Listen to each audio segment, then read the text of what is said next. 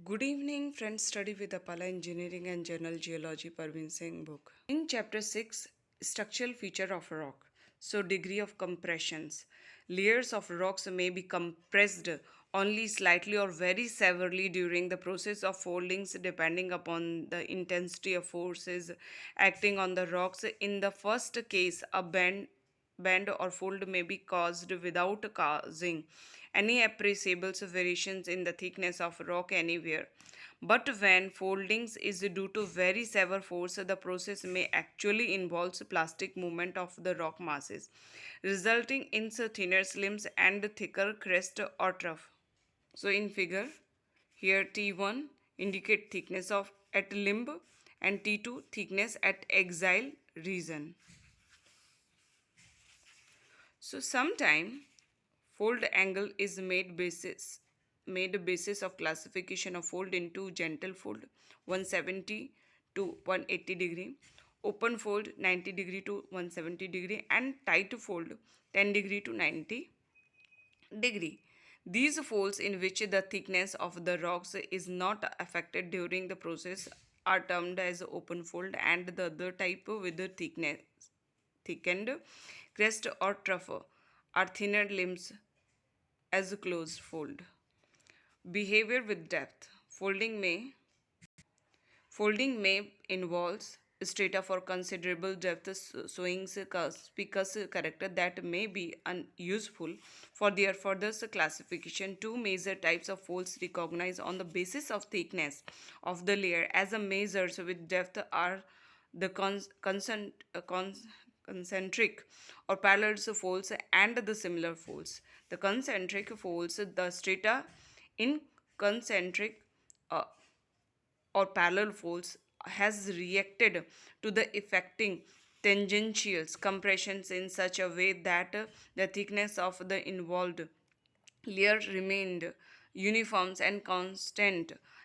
Events after folding, the foldings has been due to layer parallel slips that took place along the least cohesive bedding planes involving little or no distortions of mass making the layer. This particular mechanism of folding is responsible for a typical character of the concentric fold in which, so figure indicate this a concentric fold. Anticlines become sharper with the depth. Synclines become sharper upwards. Similar fold.